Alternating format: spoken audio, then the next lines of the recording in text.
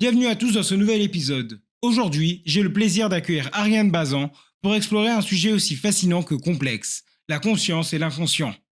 Au fil de notre échange, nous allons nous plonger dans la manière dont la psychanalyse et les neurosciences abordent ces concepts et ce que leur dialogue nous apprend sur notre esprit. Nous parlerons de la nature de la conscience, de la place de l'inconscient dans nos vies quotidiennes, ainsi que de son influence sur nos désirs, nos perceptions et nos pensées.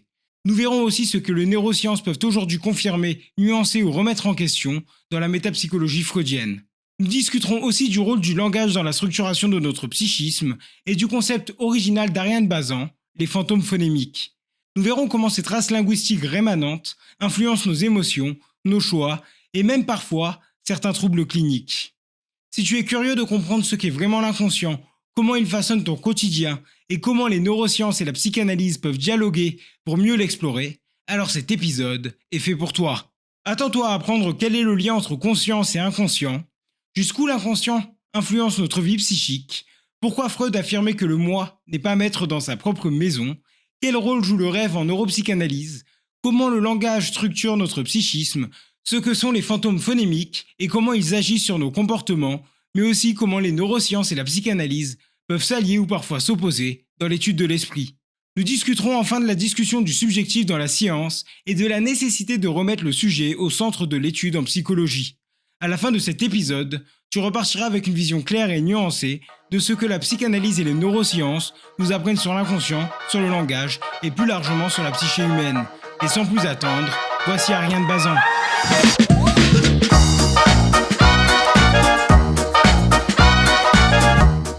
Bonjour Ariane. Bonjour, bonjour. Merci de me recevoir. C'est un plaisir.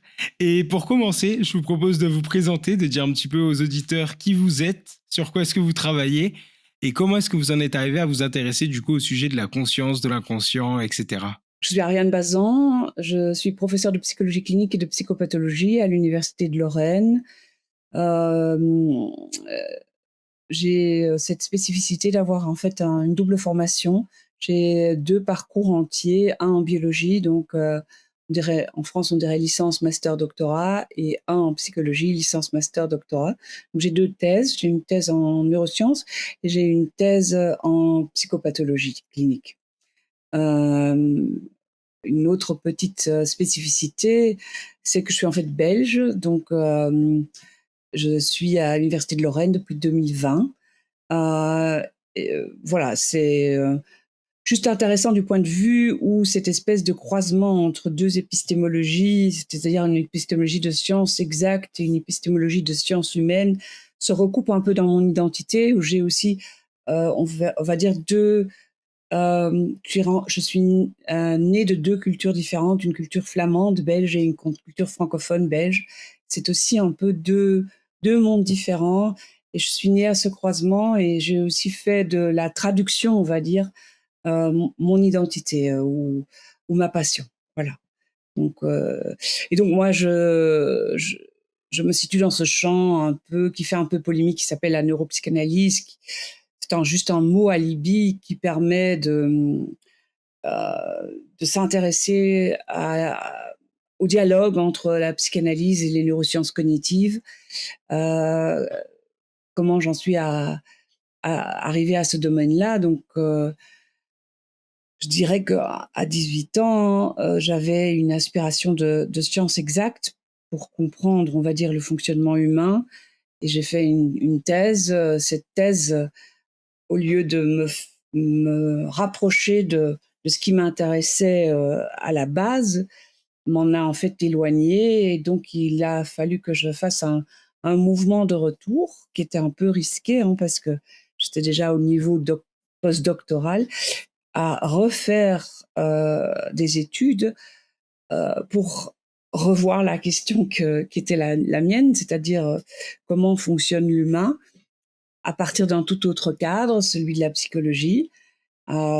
Et c'est ce que j'ai fait. Et en fait, c'est là, en première année de psychologie, en Belgique, du coup, que j'ai rencontré la psychanalyse. Et on va dire que c'était une rencontre comme un moment inaugural. C'est-à-dire, en fait, j'étais prête, hein, j'avais, on va dire, l'esprit plein de schémas, et j'avais faim de théories qui pouvaient faire fonctionner tout ça. Et donc, quand j'ai eu un premier cours de psychanalyse freudo-lacanienne à Gand, en fait, voilà, c'est un moment où ça s'est passé et où je suis sortie du cours d'une autre façon, que je suis rentrée dans le cours. Et à ce moment-là, je savais que c'était ça que je voulais faire, c'est-à-dire la psychanalyse freudo-lacanienne à partir de cette approche neuroscientifique. Voilà. Oui, et on aura l'occasion de revenir justement sur cette frontière entre justement ce qui peut être considéré comme des sciences exactes et des sciences humaines, ou même la psychanalyse qui va être pour beaucoup considérée comme une pseudo-science et va être rejetée comme illégitime. Et justement, ce point qui est compliqué de venir faire ce point de traduction entre les deux et ce point d'essayer de réconcilier un petit peu cette science qui cherche l'objectif et pourtant la psychologie qui se veut l'étude du subjectif, mais qui pour autant a un petit peu du mal à le mettre un petit peu dans l'image. Alors, quand on regarde un peu l'histoire de la pensée humaine, il y a on pourrait dire une histoire des sciences. Les sciences deviennent des sciences à des moments, à des moments, des tournants. Euh, la chimie n'a pas toujours été la chimie, elle était alchimie avant d'être chimie. Euh, Lavoisier a été un tournant pour la chimie quand il a démontré, expérimentation à l'appui, que l'eau n'était pas un élément simple comme l'air, le feu, la terre, mais un élément composite de deux atomes d'hydrogène et un atome d'oxygène, H2O. On peut dire qu'il y a une inauguration d'une science de la chimie. Il faut voir ça comme un moment inaugural. C'est plus de la pseudoscience, c'est de la science. Il y a une espèce de, de, de vérification empirique. Voilà, ce n'est plus que de l'intuition ou de la téléologie. On peut voir que Darwin apporte d'une certaine façon aussi ce moment à la biologie, c'est-à-dire que euh, il sort la biologie d'une pensée vitaliste qui était en même temps éminemment intéressante et aussi qui a amené des connaissances éminemment importantes, mais qui restait inscrite dans quelque chose de téléologie, c'est-à-dire on aspire à la vie, où il y a une aspiration à une forme. Et lui, il a en fait retourné cette logique par rapport à sa théorie de l'évolution, qui, au moment où il la formule, est une simple théorie, mais une théorie qui fait l'économie de l'idée d'une téléologie, d'une forme parfaite, empreinte de l'idée de Dieu, on va dire. Et donc, il tire ce champ de la biologie vers un champ scientifique.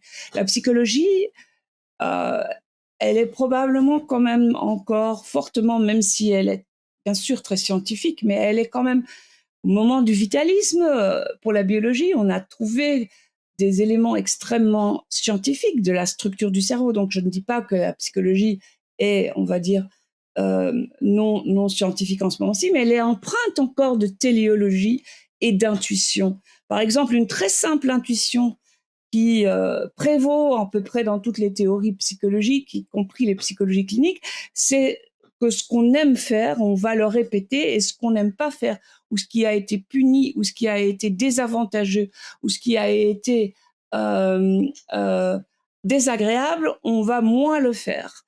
Ça, c'est de l'intuition. C'est en fait la loi de Thorndike, la loi de l'effet de Thorndike. Ce qu'on aime, ce qui est agréable, ce qui est récompensé, on va continuer à le faire. Ce qu'on n'aime pas, ce qui est puni, ce qui est désagréable, on va moins le faire. Mais cliniquement, c'est juste de l'intuition, mais cliniquement, ça ne se vérifie pas. Ça ne se vérifie pas. On connaît plein d'habitudes humaines, que ce soit dans l'obsession, que ce soit dans la compulsion de répétition, que ce soit dans le trauma, où en fait, ce qui a été désagréable, on continue à le faire, dans l'addiction, etc. Donc, la psychologie, dans ce moment de l'histoire de la pensée humaine, reste très intuitive et téléologique sur un nombre d'éléments. Et donc, euh,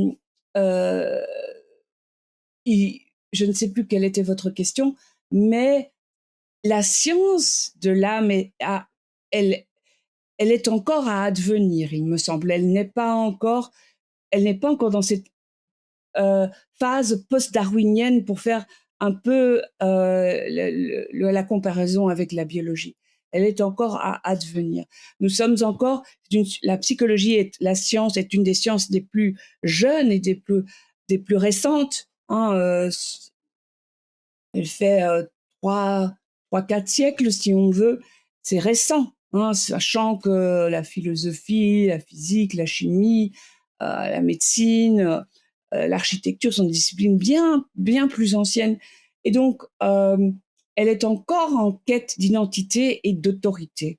C'est une science à advenir. Donc, oui, il s'agit quand même, je pense, pour vos générations, de réfléchir cette question de la science, de la psychologie, y compris en psychanalyse et peut-être aussi que la psychanalyse peut être instrumentale là-dedans.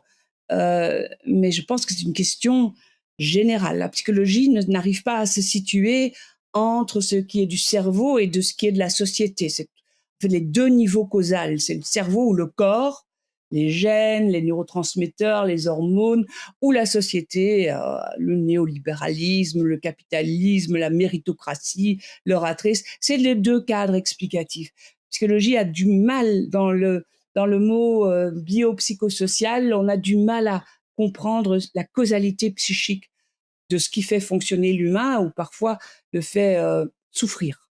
Et justement, est-ce que la psychologie, comme science qui a émergé du coup des anciens paradigmes, enfin, du paradigme scientifique qui a été construit pour rejeter le subjectif et justement qui a été mis de côté pour pouvoir avancer en se concentrant uniquement sur l'objectif, est-ce qu'elle n'est pas condamnée dès le départ à ne pas pouvoir résoudre son premier objet d'étude, ou en tout cas le plus grand problème dans son champ, qui va être du coup la question de la conscience, puisque nos outils sont tout le temps au travers d'une troisième personne et donc on ignore l'expérience subjective, et même si dans certains questionnaires, etc., on essaie de la prendre en compte, elle est difficilement, enfin elle est même pas mesurable. Donc est-ce que justement on va avoir besoin d'une innovation, ou est-ce que justement seulement un changement de paradigme, un changement théorique pourrait permettre de poser les fondations du post-darwinisme équivalent pour la biologie? Merci de cette belle question. Alors, c'est la question de ce qui fait l'objet d'une science. C'est vraiment la question à se poser. Quel est l'objet d'une science? Quel est l'objet de la science biologique? C'est l'objet est le vivant. Quel est l'objet de la science psychologique? C'est la psyché. En tout cas, c'est comme ça que je l'appellerais. L'appareil mental, la psyché. Alors, l'exercice scientifique, quel est l'exercice scientifique? L'exercice scientifique est quelles sont les lois qui traversent les régularités de la psyché au-delà de leurs variations idiosyncrasiques, euh, contingentes. Alors, l'erreur de penser, il me semble qu'il faut éviter, c'est de penser que ce défi, il est propre à la psychologie. Kant pensait que une science biologique ne serait pas possible, pour exactement la même raison que ce que vous dites par rapport à la psychologie. Parce que la biologie se montre en trop grande diversité idiosyncrasique et singularité. Et donc, elle ne pourrait pas se laisser attraper par des lois. Or, ça n'est pas vrai, il y a une science du biologique. De la même façon, il ne faut pas penser que l'humain, euh, euh, quand on pourrait éventuellement établir une science de la psyché, va avoir une science qui expliquera toute la diversité idiosyncrasique et contingente. En fait, vraiment, la question est l'inverse, c'est-à-dire les objets qui ne changent, qui n'ont pas de cette variation singularisante. Les objets qui n'ont pas cette variation singularisante sont les objets qui n'ont pas besoin de science. Ça, c'est en fait tout. En fait, bien sûr, il y a une espèce de variation singularisante du côté de la psyché. Il y en a du côté du vivant. Il n'y a aucun arbre qui ressemble à un autre arbre, aucune feuille d'un arbre qui ressemble à une autre feuille d'arbre, aucune nervure, aucune bactérie, aucun oiseau, etc. Il y a la même singularité du côté du physique, il n'y a aucun nuage qui est le même que l'autre, il n'y a même aucun tourbillon d'eau qui ne soit le même que l'autre. Donc, c'est à travers ces variations, c'est la science est quelles sont les lois qui traversent ces phénomènes malgré leurs variations singularisantes. Je vous entends avec votre question. Ici, nous avons quand même quelque chose de très spécial. Nous essayons nous-mêmes de mettre en carte cette science qui nous explique à nous. Est-ce qu'il n'y a pas là un court-circuit? Il est quand même intéressant que Kant, par exemple, pensait que la vie, parce que nous étions vivants, ne pourrait pas se laisser mettre en carte parce que il y a la distance, notre distance par rapport à la biologie était trop proximale, elle est plus lointaine par rapport à la physique et par rapport à la chimie, elle est d'autant plus grande par rapport à la psychologie. Voilà, c'est un parti pris, vous pourriez avoir raison, mais moi, pour ma part, je n'y crois rien. Je pense qu'il y a des lois de la psyché, des régularités de la psyché à mettre en carte. Jamais ces lois ou ces régularités ne seront en état de prévoir, de prédire ou d'expliquer la variation singularisante. Ce sont des lois. Ce sont des lois et puis les phénomènes varient. Voilà. Néanmoins, les lois, même si elles ne permettent pas de dire ce qu'il en est de toute cette singularité, permettent quand même d'établir une science et de ce fait-là, permettent d'établir une discipline avec une propre autorité, avec un propre instrumentaire et avec un propre rôle dans le débat des sciences et même dans le débat politique. Donc, il y a tout un chemin à faire avant de se dire, ben, il y a peut-être ça qu'on réussit peut-être plus pas à expliquer. Il y a tout un chemin à faire. Donc, si je comprends bien, c'est l'idée que la psychologie, avec tous les travaux que l'on voit, enfin tous les travaux qui ont été faits depuis le dernier siècle, que ce soit en neurosciences, en psychologie, etc., psychologie sociale, sur justement ces lois, ces mécanismes qui permettent de donner des grandes règles, entre guillemets, du comportement humain, des indications, justement, des justifications à ce comportement, des explorations, que ce soit les corrélats neuronaux, que ce soit à voir comment est-ce qu'on réagit en pression sociale, etc. Tout ça, je suis totalement d'accord pour dire qu'elles ont une utilité dans la psychologie actuelle. Le problème de ce que je me demande, c'est comment est-ce que la psychologie doit continuer à ignorer le problème de la conscience en espérant soit qu'au fur et à mesure on y trouve une réponse, qui est un petit peu l'espoir du coup des matérialistes, avec par exemple Francis Crick qui du coup a résolu le mystère de la biologie et qui disait après son prix Nobel qu'il allait s'attaquer au problème de la conscience et que d'ici 20-30 ans ce serait réglé. Mais donc, est-ce que justement la psychologie doit prétendre d'aller essayer de chercher une réponse au problème de la conscience? Est-ce qu'elle doit se contenter pour le moment de la science en tant que psychologie répond aux problèmes qu'elle peut d'un point de vue objectif? Est-ce que du coup on devrait développer une nouvelle branche pour la conscience? Ou est-ce que du coup, je pense que ça va revenir aussi à la question suivante qui sera quel est votre point de vue sur la conscience? Est-ce que la psychologie actuelle peut essayer de répondre ou prétendre pouvoir répondre au fur et à mesure d'investigation à ce problème-là du subjectif? Donc, pour qu'on se comprenne bien, vous parlez de la conscience, hein, c'est ça, hein? Quand moi j'utilise le mot conscience, je l'utilise comme à sa version la plus simple, qui est juste le fait qu'il y ait une expérience subjective associée à un vécu. Le fait qu'il y ait des lumières qui soient allumées, le fait que ce soit pas juste un algorithme qui court, enfin, qui a un ressenti au fait de faire quelque chose, plutôt que de juste faire la chose. Il me semble qu'il y a toute une science à établir qui ne va pas directement répondre à votre question à vous. Comme par exemple, la biologie n'a jamais répondu à la question d'où vient la vie, comment vient la Oui. vie. Voilà, il y a là, il y a tout un chemin scientifique à faire, éminemment intéressant, éminemment important, mais qui peut-être ne résoudra pas, peut-être que si, hein, mais d'où vient la vie? Comment s'est fait la première élément de vie? C'est quoi finalement la vie? Pourquoi la vie? Pourquoi y a-t-il une vie plutôt que pas de vie? Et je ne sais, même s'il s'agit de la science du vivant, je ne sais pas si elle répond vraiment à ces questions-là. Alors, est-ce qu'on peut faire le parallèle? Parce que là, ce que vous me semblez me demander, c'est quoi heu, l'expérience vraiment du vécu, l'expérience dite consciente du vécu.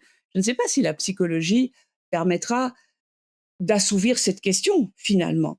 Mais je ne sais pas non plus, enfin, je ça pourrait être le but d'une pensée de répondre à cette question, mais je ne sais pas si c'est le but d'une science. Je ne sais pas. Je pense que, heu, l il y a une science de la psyché possible avec, vraiment la mise en place d'une théorie avec des régularités, des lois, un instrumentaire de diagnostic, un instrumentaire d'intervention, une autorité propre qui serait un vrai progrès de la pensée. Peut-être qu'elle n'aura finalement pas répondu à la question qui vous taraude et qui taraude peut-être l'humain depuis la nuit des temps, comme la biologie n'a finalement peut-être pas répondu à la question, peut-être comme la physique n'a pas peut-être répondu à la question des profondeurs de l'univers. Euh, Pourquoi y a-t-il de la matière plutôt que rien? En fait, finalement, je ne sais pas, même si c'est la question première qui peut euh, motiver la recherche scientifique, si c'est finalement à cette question première qu'elle arrivera à répondre. Oui, de la même manière que l'ADN permet d'expliquer tous les développements du vivant, toutes les variations qu'on voit dans le monde du vivant, mais pour autant, on ne sait toujours pas comment est-ce qu'on est passé de l'inerte au Voilà, vivant, voilà. etc. Oui, oui. Et du coup, dans vos recherches, vous êtes entre psychanalyse et neurosciences, et donc, je suppose sur deux paradigmes différents. Comment est-ce que du coup vous abordez la question de la conscience et de l'inconscient? Est-ce que vous justement vous avez plutôt une vision psychanalytique, une vision plutôt matérialiste du côté des neurosciences, une autre vision? Est-ce que du coup vous avez développé une sorte de vision qui est entre les deux mondes? Oui, à nouveau, merci de cette question. Donc, j'ai une épistémologie dualiste. Ça veut dire que je pense que la psychologie, la psyché est une forme d'organisation du vivant, de la matière, je ne sais pas, de la matière peut-être, qui est un niveau d'organisation, on va dire, de la matière, du vivant, je ne sais pas, euh, indépendant de niveau de l'organisation du biologique. C'est-à-dire que, bien sûr, on va dire que je ne pense pas que la psyché émerge de rien comme d'une bouteille. Bien sûr qu'il y a une poussée, euh, on va dire, pulsionnelle, une poussée des membranes, des tissus du vivant, et que euh, cette pulsion, quand elle est tirée par l'autre, par un congénère, par un autre qui répond à cette pulsion, qu'entre ce biologique qui pousse et ce social qui tire, il y a l'émergence d'un niveau psychique. Bien sûr, donc ça ne sort pas de rien, ça sort entre quelque chose qui pousse et quelque chose qui tire. Donc, bien sûr, ça émerge, mais qu'une fois que le psychique s'installe, il commence à fonctionner de façon autonome. Euh, euh, C'est-à-dire, euh, si vous coupez la tête à quelqu'un, bon, voilà, donc il aura, on va dire, plus de psyché qui fonctionne à ce moment-là. Donc, si vous prenez un tonneau d'acide que vous le jetez sur une plante, la plante sera morte également. Ça ne veut pas dire que la plante, c'est de l'acide ou que la tête, c'est la psyché. Donc, il y a bien sûr une organisation de la matière, euh, de la physique à la chimie, au chimique, au biologique, à la psyché, c'est-à-dire qu'il y a quelque chose qui s'organise et qui émerge, mais finalement, même si la biologie est de la chimie et même si de la chimie est de la physique, la biologie est devenue un niveau autonome de compréhension de la matière vivante. On la regarde, on a besoin de la chimie, mais on la regarde à partir de ses propres lois. Et on a des instruments diagnostiques biologiques qui ne sont pas des instruments diagnostiques chimiques. Et on a des instruments d'intervention biologique. Ils ne sont pas des instruments d'intervention chimique. Il y a des facultés de biologie qui ne sont pas des facultés de chimie, et il y a dans le débat où il faut organiser le vivre ensemble, le rôle du biologiste qui n'est pas celui du chimiste. Ça veut dire qu'il y a une autorité propre. Je pense pour moi que ce parallèle est à faire avec la psychologie, c'est-à-dire que bien sûr qu'elle émerge du vivant, de la matière, du corps, des neurones, mais qu'elle s'organise, et que d'une certaine façon, une fois qu'elle s'est organisée, elle a une forme d'émancipation et de fonctionnement propre. Peut se poser la question des matériaux psychiques, hein, je suis d'accord avec ça. Mais mon épistémologie, elle est dualiste. Donc la psychique a une forme d'organisation propre. C'est celle-là que j'essaye de mettre en carte. Donc, je suis biologiste, donc je sais très bien, je connais bien tout le fonctionnement, je connais bien jusqu'à un certain niveau le fonctionnement du cerveau. Alors, comment est-ce que j'approche cette question ? euh, je l'approche par la question d'abord très épineuse et très polémique, surtout en psychanalyse, de la mesure. C'est quoi la mesure ? Donc, je fais des propositions de mesure. Alors, pas des propositions de mesure de la conscience, pas des propositions de mesure de l'inconscient, mais des propositions de mesure d'une architecture psychique. Alors,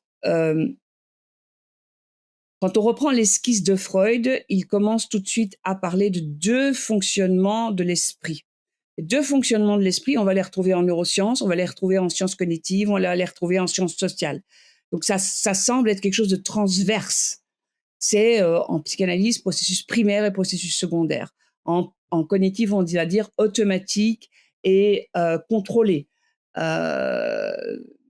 En on va utiliser plus ou moins ces mêmes termes en neurosciences, hein, on va dire des processus de bas niveau et des processus de haut niveau. Alors il y a quelques différences, hein, on va aussi quelques différences entre ces différents cadres. Il y a le prix Nobel qui parle Daniel Kahneman, système 1, voilà, système 2. Ouais. voilà, système 1, système 2. Donc ça correspond, pas complètement, mais ça correspond. Et donc je propose des mesures pour les processus primaires et processus secondaires.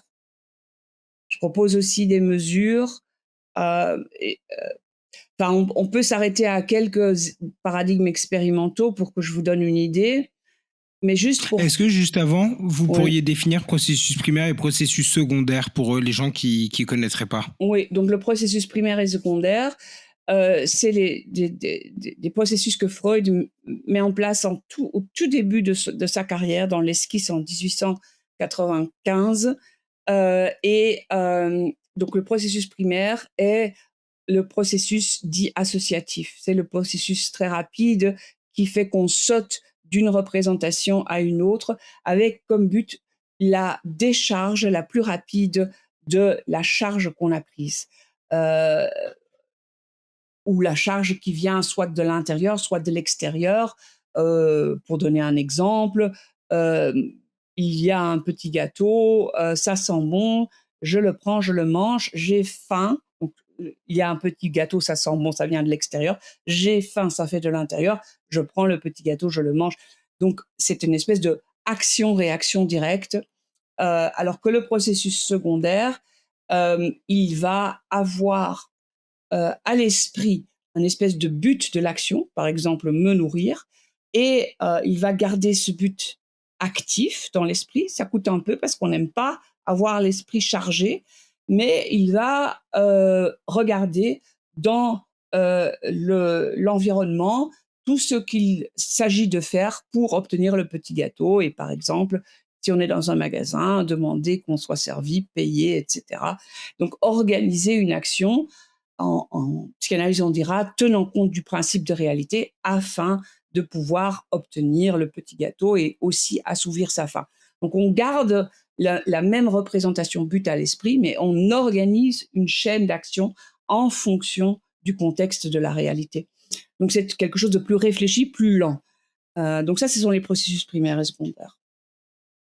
Et donc, juste pour vous donner une idée de ce que je fais, alors je fais de la neuropsychanalyse, mais je fais aussi plutôt ce que moi je me suis permise d'appeler, même si je pense que d'aucuns seraient très fâchés de ce vocable, de la psychanalyse expérimentale. Comme on a la psychologie expérimentale, la psychologie expérimentale qui met à l'épreuve des propositions psychanalytiques.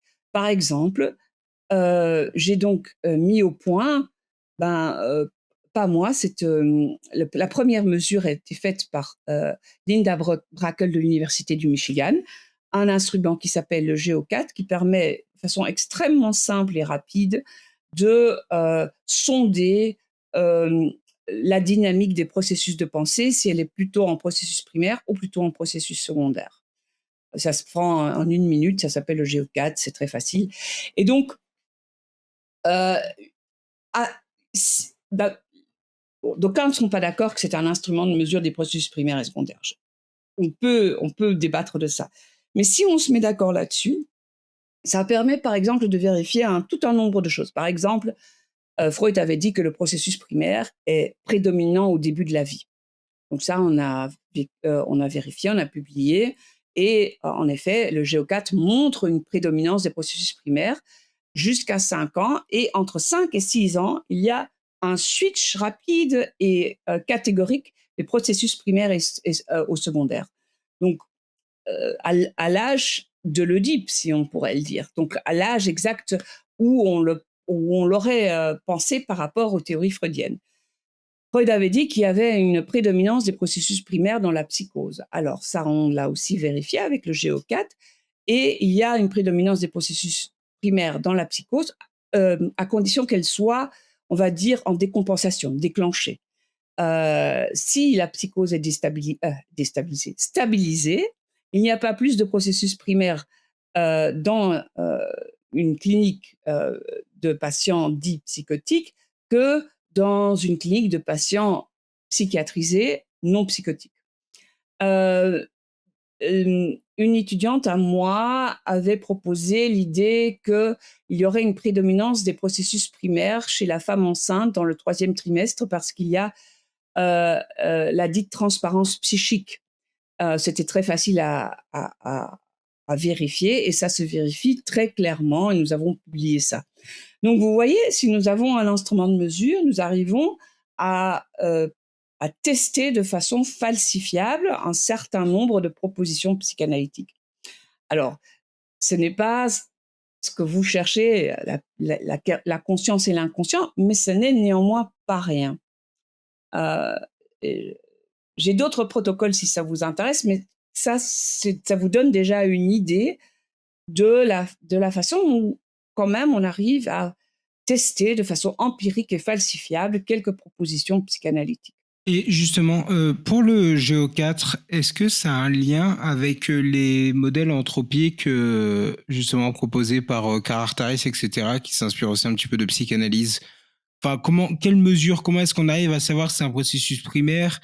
Comment est-ce que vous mesurez ça? Enfin, qu'est-ce que vient mesurer le GO4 qui vous permet d'en déduire que c'est des processus primaires ou secondaires, etc.? Oui, donc quelle est la validité du processus primaire par rapport au processus secondaire? Donc on s'est basé sur la façon dont Freud a défini le processus primaire et a défini le processus secondaire.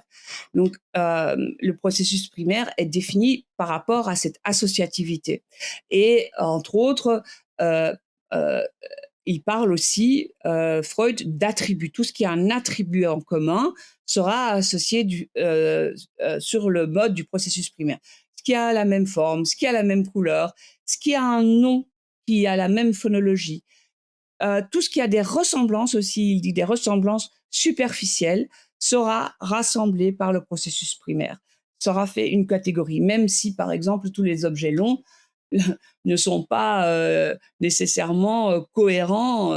Il peut y avoir plein d'objets longs qui n'ont rien à voir l'un avec l'autre. Euh, une ficelle n'a pas nécessairement quelque chose à voir avec la tige d'une fleur ou quelque chose. Voilà, mais on va quand même du processus primaire, on va quand même en faire une classe. Donc, on s'est basé là-dessus. C'est un instrument non verbal sur base d'éléments oui, géométriques, des ronds, des carrés, des triangles. Je peux vous montrer un exemplaire. Euh, Par rapport au processus secondaire, et aussi ce qu'on a pris comme référence, c'est que le processus primaire est caractérisé par la confusion spatio-temporelle. Le processus secondaire est caractérisé par la distinction, on peut dire, de quelque chose qu'il est à côté de quelque chose d'autre, au-dessus de quelque chose d'autre ou en dessous, et par la distinction temporelle, on peut dire de quelque chose qui vient avant quelque chose et quelque chose d'autre qui vient après. Donc on a pris aussi ce critère-là, et en fait aussi on a pris le critère du moi déjà fonctionnel, c'est-à-dire euh, on l'a le moi qui est déjà fonctionnel, ça veut dire, qui permet le processus secondaire son fond, ça veut dire qu'on a un point de vue, c'est-à-dire que le sujet peut se situer quelque part et se situer regardant quelque chose. Donc il a une espèce de vue spatio-temporelle. À partir de ces critères théoriques, on a fait, et à partir de critères de la psychologie cognitive, qui est la catégorisation attributionnelle versus la catégorisation configurationnelle, on a fait deux instruments qu'on a validés ensuite par rapport, la validation, on l'a fait par rapport à la prédiction de Freud que les petits-enfants devraient avoir plus de processus primaires. On a fait des validations aussi avec le TAT et la mesure de processus primaire dans le Thematic Apperception Test. Ce n'est pas publié ça, mais c'était pour cette seule étude que j'ai faite, de très haute corrélation. C'est à refaire, bien sûr. Vous pourrez aussi le refaire avec le Rorschach, qui est un autre instrument qui permet de valider le processus primaire. Donc, ce sont des validations théoriques convergentes et cliniques. Voilà. Pour moi, la première validité, c'est est-ce que l'instrument reflète les propositions théoriques freudiennes. Donc, si on avait maintenant l'instrument Géocat devant soi, je pourrais vous montrer. Alors, est-ce que ça correspond aux théories anthropiques à Carhart-Harris? Voilà, il y a bien sûr besoin de plus d'énergie libre et de plus de tension psychique pour faire un processus secondaire, hein, parce on tient le point de vue, on a le moi qui se tient et on regarde à partir de ce point de vue. Euh, voilà, je pense que voilà, c'est à vérifier. Je pense que ces études sont en train de se faire d'ailleurs. Processus primaire et processus secondaire, donc vous avez associé le processus secondaire du coup à un moi qui est déjà formé. Et donc, j'en déduis que le processus primaire est associé au ça, puisqu'il n'y a pas les aspects spatiaux ni les aspects temporels, et donc à l'inconscient. Et donc, justement, l'inconscient est quelque chose qui est plus universel, je pense, qui est reconnu par tous les domaines de la psychologie. Je ne pense pas qu'il y ait un domaine qui réfute son existence. Peut-être pas de la même manière que l'inconscient freudien, en tout cas. Mais l'idée qu'il y a des processus qui se passent dans l'ombre est quand même acceptée généralement. Et du coup, comment est-ce que vous l'abordez dans vos recherches, cela, puisque dans la métapsychologie freudienne, j'ai un petit peu l'impression que le ça est un agent actif, entre guillemets, dans le sens où il a des désirs, il va essayer de faire passer des choses, et donc ce serait presque comme si on pouvait lui attribuer une expérience consciente, entre guillemets, mais juste différente de celle du moi, et donc auquel on n'aurait pas accès, mais comme une sorte de petite vie de son côté. Et dans les neurosciences, l'inconscient est juste considéré comme juste des processus informatiques qui tournent en fond, ou peu importe la métaphore qu'on choisit, mais quelque chose, il n'y a juste aucune expérience d'associé à ce qui se passe derrière. Et donc, comment est-ce que vous réconciliez ça? Comment est-ce que vous arrivez à apporter du coup cet inconscient freudien dans les neurosciences? Oui, merci encore de la question hyper intéressante et qui a à plusieurs niveaux. D'abord, vous dire que quand vous parlez du ça conscient, Mark Solms, qui est un des présidents de la Société de neuropsychanalyse, serait très heureux parce que c'est vraiment aussi son grand, sa grande proposition, hein, le ça conscient. Alors, dans le domaine de la neuropsychanalyse, qui est dominé par cette figure de Mark Solms, qui domine d'ailleurs aussi non seulement ce domaine de la neuropsychanalyse, mais aussi celle de la psychanalyse aux États-Unis, là, en Amérique du Nord. Euh, euh, il faut savoir que, par exemple, moi, je me situe, on va dire, un peu à la marge de ça. Je ne me situe pas du tout dans la mouvance solmsienne, qui d'ailleurs n'est pas non plus une mouvance d'une épistémologie dualiste. Hein, c'est une épistémologie moniste à double aspect. Voilà, c'est juste pour vous dire que moi, je suis un peu... j'essaye aussi de faire un mouvement français avec le réseau francophone psychanalyse et neurosciences que je coordonne, qui se met un tout petit peu à côté de la mouvance solmsienne. C'est vrai que par rapport, par exemple, à Solms, qui va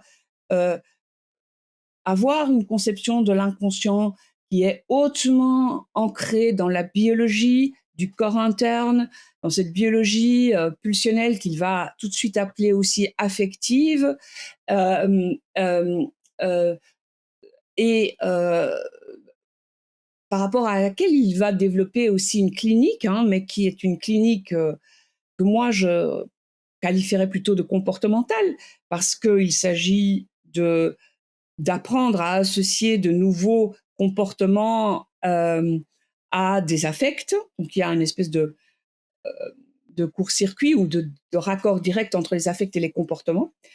De mon côté, je me situe dans une épistémologie dualiste euh, où l'inconscient n'est pas comme ça en ligne directe à partir du corps pulsionnel, du corps interne, mais il y a une vraie béance entre le corps interne et le corps externe.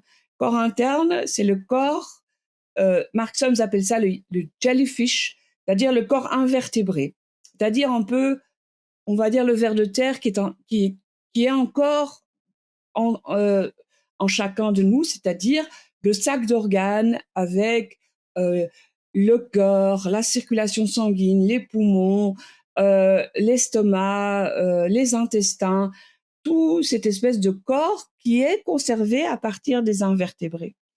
Sur ce corps des invertébrés, s'est déposé, avec les premiers poissons, il y a 500 millions d'années, un corps vertébré qui est le corps externe, qui est un corps avec les poissons où émerge pour la première fois un squelette et des muscles squelettiques pour faire mouvoir ce squelette. Et il y a un gap pour moi en tout cas, un gap entre le corps interne et le corps externe. Pour Freud, il y a une espèce de chaîne même génétique, même instinctive. Donc une chaîne sans trou. Pour moi, il y a un trou, c'est-à-dire que il y a le corps interne qui a des besoins et puis qui tout de suite va avoir une histoire par rapport au comment le corps externe va répondre à ses besoins par des actions, par une même par exemple par exemple respirer, hein, qui est en fait un mouvement du corps externe. Les côtes doivent se bouger. En fait, même le premier respire, qui est bien sûr quelque chose qui est engrammé génétiquement, a aussi une histoire. C'est-à-dire que le premier respire, on y arrive plus ou moins vite. Et quand on y arrive, parfois quand on y arrive tardivement, hein, à la naissance, quand on arrive à respirer, le premier respire va donner lieu à un pic de dopamine qui va inscrire cette histoire. Donc, l'action du corps interne est tout de suite, pour moi, une histoire, est tout de suite pas quelque chose de génétique et de biologique, mais quelque chose d'historique. Et les pendules, pour Solms, les pendules sont biologiques. Pour moi, les pendules sont aussi historiques. Il y a un engrammage dopaminergique par rapport auquel on va faire référence. Alors, pour répondre encore à votre question, dans cette lignée-là, il y a un programme moteur très propre à l'humain.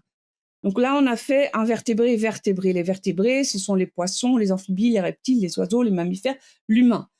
Alors, il y a un double corps chez tous les vertébrés. Chez l'humain, il y a quelque chose de très spécifique dans tout son répertoire d'actions, une action que nul autre vertébré n'a dans son répertoire, c'est-à-dire l'action linguistique. L'action linguistique permet de répondre aussi par une histoire à ce corps interne des pulsions. Pour moi, l'inconscient est structuré comme un langage. Alors voilà, ça fait tout de suite une rupture avec tout un nombre de collègues, et certainement Solmsien, certainement aussi dans la psychanalyse. Il y a beaucoup de collègues qui ne sont pas lacaniens. Mais pour moi, l'inconscient est structuré comme un langage. La structure de l'inconscient humain a à voir avec la structure du linguistique comme action volontaire, comme articulation, comme phonème. Et je conçois l'inconscient et le refoulement du côté de dynamique linguistique.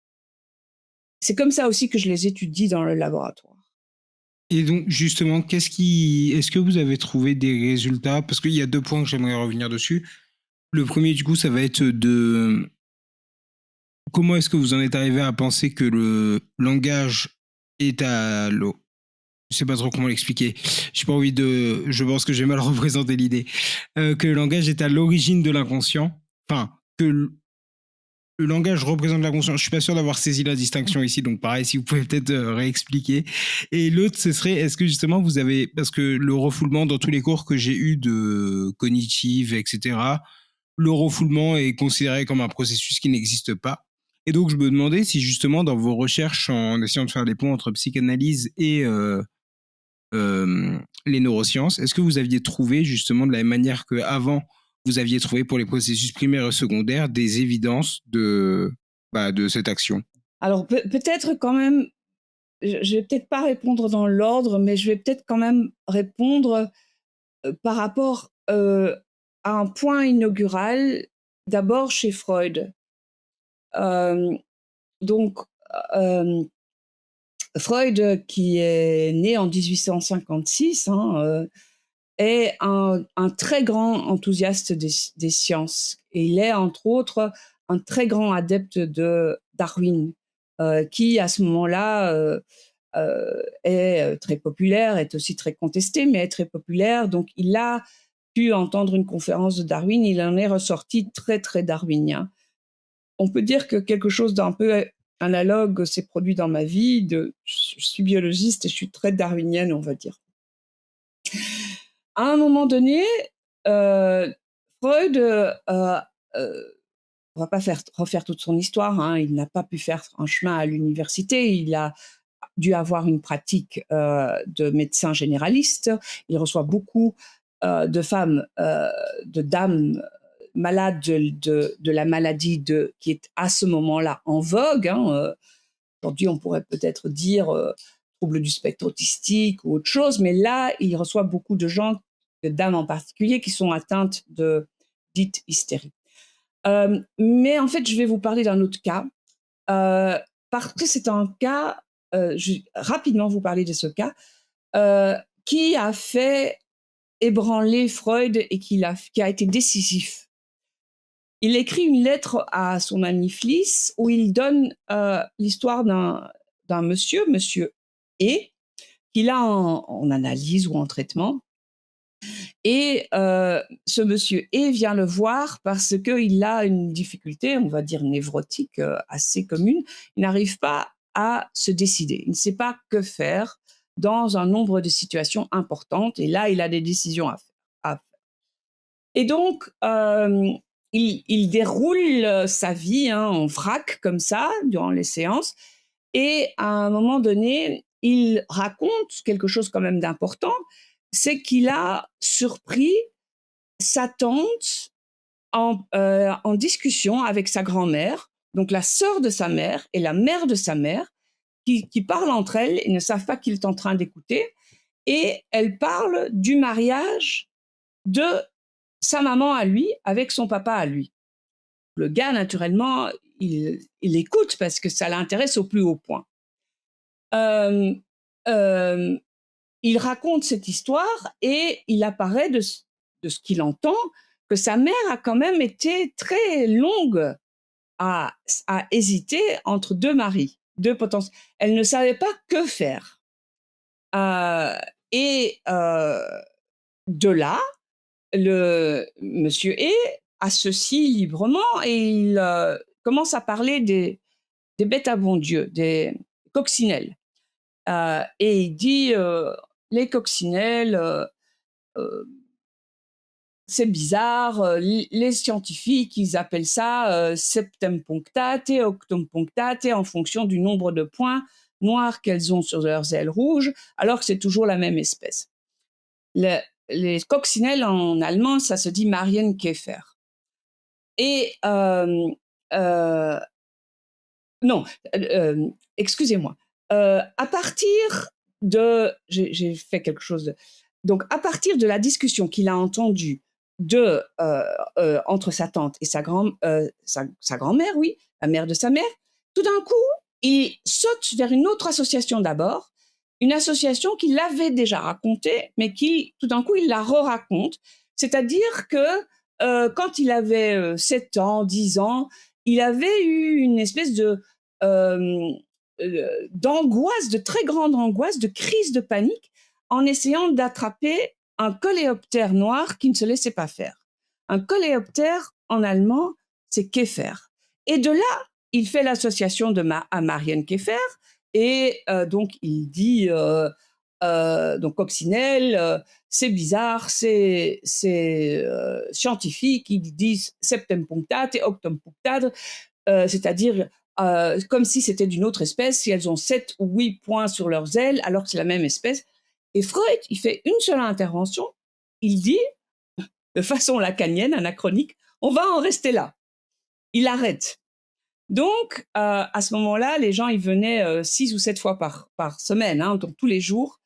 Donc, le lendemain, le monsieur E revient chez Freud, et en allant voir Freud, ce qu'il fait souvent, ce que les patients font souvent, surtout quand on vient comme ça rapidement, c'est qu'il se remémore ce qu'il a dit l'autre séance. Et arrivé chez Freud, il lui dit, vous savez, la signification de ce qu'est faire m'est revenue. C'est pas Freud qui le dit, c'est Monsieur E qui le dit. Il dit qu'est faire, c'est donc ce scarabée qui ne se laissait pas faire. C'est la même chose que faire. Le français que faire, mais dit avec un accent allemand. Qu'est faire. C'est la même phonologie. Et donc là, Freud se dit, mais ça c'est de la folie. Il fait un symptôme sur base d'un mot. Il fait un symptôme sur base d'un mot. Il a une attaque de panique, non pas parce que le coléoptère lui fait peur, mais parce que le coléoptère est la condensation de son anxiété. Que faire? Et donc, il écrit un dernier mot dans cette petite lettre à Monsieur E, que Marie Bonaparte a enlevé, a censuré. Il met Meshuge. Et Meshuge, c'est du yiddish pour dire c'est de la folie. C'est de la folie. C'est exactement la réaction que nous avons. Quand par exemple, on va dire, il y a des symptômes qui se font sur la forme du mot, non pas sur la signification, mais sur la forme du mot, on va dire, ça c'est des lacaneries, c'est de l'absurde, c'est capillotracté, c'est pas possible. Freud aussi, il est darwinien dans l'âme, il est rationaliste dans l'âme. Il se dit c'est de la folie, mais il est aussi scientifique. C'est-à-dire que même si c'est quelque chose que lui, il ne considère pas dans l'ordre du rationnel, pas dans l'ordre qu'il considère comme absurde, il va le prendre au sérieux et il va le prendre comme hypothèse. Et à partir de là, il va établir une théorie sur la présentation de mots, la présentation de choses. Il va avoir tout l'œuvre de l'interprétation des rêves, où à chaque fois, cette idée des phénomènes psychiques se font sur la base de la forme du mot et non pas de sa signification, vont être le fil rouge. Et donc, quand Lacan reprend Freud, il reprend juste Freud quand il dit l'inconscient est structuré comme un langage, car c'est déjà dans Freud, c'est dans toute l'œuvre de Freud. Nous faisons des symptômes sur la base de la forme du mot, pas que sur des significations. Nous sommes habités psychiquement pas que par un monde de signification, mais aussi par un monde de structure phonologique. dont la signification peut changer. Et nous allons, par exemple, si nous avons une signification insupportable, quand même reprendre la même forme et l'exprimer par un symptôme plus supportable, mais qui est concerné par la même forme. C'est ça, en fait, l'idée de base de la structure linguistique de l'inconscient freudo-lacanien. C'est celle-là que j'essaye de mettre à l'épreuve dans mes recherches. Ok, j'ai deux questions. La première, ce serait pourquoi est-ce que du coup ce processus serait anti-darwinien? Et la deuxième, je pense, qui est liée, c'est que le langage, c'est cette fonction un petit peu bizarre qui vient faire le pont entre ce que l'on va voir, mais la richesse de ce que je vois est telle qu'il faut que je trouve un moyen de la condenser par des mots pour pouvoir ensuite la partager, voire même pour l'expérience, pour la vivre. Puisque par exemple, si je vais trouver mes clés, je vais dire ah bah tiens les voilà, comme si je me parlais à moi-même pour que cette réalité existe. Et du coup, je me demandais, je crois que c'est un gros problème en philosophie justement d'essayer de comprendre comment est-ce qu'on en est arrivé à faire ça. Et donc, je pense que ça va un peu avec la question de donner du sens et des significations. Donc je me demandais si justement il y avait des éclaircissements de ce côté-là et aussi du coup pourquoi est-ce que le langage que tout le monde considère comme un processus biologique, est-ce que ce serait anti-darwinien de justement cette théorie que des symptômes puissent émerger de la structure et de la forme des mots, etc. et de la manière dont on va les utiliser pour, comme vous disiez, un mot trop douloureux, quelque chose qu'on ne veut pas affronter, va être déplacé ou exprimé sous une autre forme avec un autre sens, toujours en gardant l'autre sens caché, toujours en étant lié, et va sortir. Et pourquoi est-ce que du coup ça serait un processus qui ne serait pas considéré classiquement comme darwinien? Je suis tout à fait d'accord, hein. Il y a une façon de le considérer complètement comme darwinien et complètement logique dans un cadre biologique. C'est ce que j'ai fait avec le livre des fantômes dans la voix, où je donne les cadres biologiques, ou même on pourrait dire l'inverse. Le fait que ça ne se fasse pas serait extrêmement étonnant vu notre appareillage biologique. Donc je suis complètement d'accord. Simplement, euh, dans le temps de Freud, ce cadre n'existait pas et il y avait quand même, on était quand même dans l'idée d'une, et on le reste quand même dans l'idée que l'humain de base, il a une espèce de rationalité au moins primaire, c'est-à-dire qu'il ne va pas faire une confusion entre un coléoptère et une expression d'indécision. Euh, euh, ou d'autres symptômes. Hein, par exemple, pour en donner un patient, ben, là on va dire le patient il est malade, d'accord, hein, qui faisait une collection de cocottes en fonte et que parfois, et quand on lui posait la question, dit parfois même je mets une cocotte dans mon lit. Voilà, les cocottes en fonte, une cocotte pour une autre cocotte, si vous voulez. J'ai un patient dont le père menaçait de se suicider tous les soirs quand il était adolescent et qui disait toujours j'en ai marre, je vais me pendre. Ce patient à cette époque-là, quand il était adolescent, développé une passion pour des mares de jardin. Il a transformé le j'en ai marre en j'ai une mare.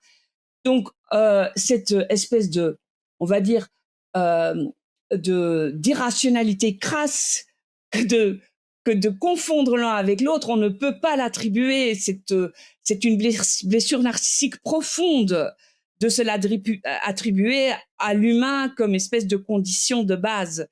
D'ailleurs, nous sommes protégés par le fait que les liens sont inconscients, qu'on ne les voit pas, et que quand on nous les montre, on peut les réfuter, dire mais non, bien sûr, ça n'a rien à voir, c'est absurde. Mais comme vous dites, quand on regarde l'appareillage neurolinguistique, psycholinguistique, l'inverse est plutôt étonnant. Pourquoi ne le ferions-nous pas? Puisque, en effet, les structures phonémiques de base, voilà, sont des objets moteurs comme d'autres objets. Ils ne deviennent que le langage dans un second temps, mais sont d'abord des objets moteurs. Des objets moteurs se transposent d'un contexte à l'autre. Donc oui, c'est tout à fait darwinien et c'est tout à fait logique avec l'équipement biologique. Mais ça reste quand même quelque chose de très contesté. Hein. Alors, quelles étaient vos autres questions? Je me souviens plus complètement. Les autres, c'était pas vraiment une question. Je pense que j'essayais juste de trouver un chemin à ma pensée. Mais là, j'ai des questions du coup.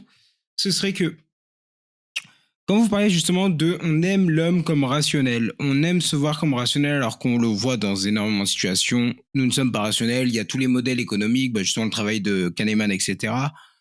Et il y a plein de raisons pour l'expliquer. Et c'est peut-être pas plus mal comme ça aussi. Par contre, justement ce que j'ai dû quand ça va être par exemple l'exemple du patient qui va dire son père en a marre de vivre, tous les soirs il a envie de se suicider et du coup il le transforme sur une passion pour les marres. Ça ne devient pas un mot sans sens. Je veux dire, la forme change, mais il reste le sens caché. Mais du coup, il reste une notion de sens. Et j'ai l'impression que c'est le même processus que lorsqu'on parle normalement et qu'on va avoir l'impression que je fais du sens, alors que j'ai aucune idée des mots qui vont sortir de ma bouche avant que je les ai dit. Et pourtant, on va leur attribuer un sens, mais en les parlant, j'aurais très bien pu leur attribuer un autre sens. Et d'ailleurs, quand je vais dire ce mot, peu importe le mot que je décide de dire, il aura, bah, par exemple, quand on a le mot de la conscience, il aura peut-être pas le même sens pour vous que pour moi ou pour quelqu'un d'autre. Le fonctionnement humain sur le mode du signifiant, c'est-à-dire que euh, notre attention, nos préférences, nos, en fait, notre paysage de ce qui va être plus ou moins investi d'attrait ou de dégoût par nous, qu'il soit aussi régulé par le signifiant, hein, nous parlions de régularité, de loi, c'est pas du tout admis, hein, c'est pas du tout quelque chose qui fait consensus. Certainement pas, par exemple, en psycholinguistique. Par exemple, récemment encore, quand on en parlait, la question est quand même, est-ce que ça existe vraiment? C'est pas du tout quelque chose d'une science commune.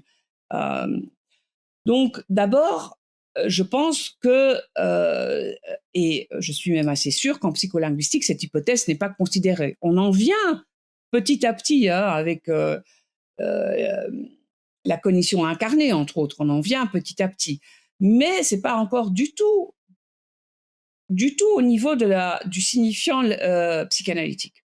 Ensuite, donc je pense que si, ça peut beaucoup changer les choses et ça va aussi amener une réconsidération, ou ça pourrait aussi amener une réconsidération euh, du positionnement humain, c'est-à-dire d'une humilité qui va de pair avec le fait qu'il n'y a pas de il y a une irrationalité structurelle et irréductible chez chacun de nous. Donc c'est quand même pas rien.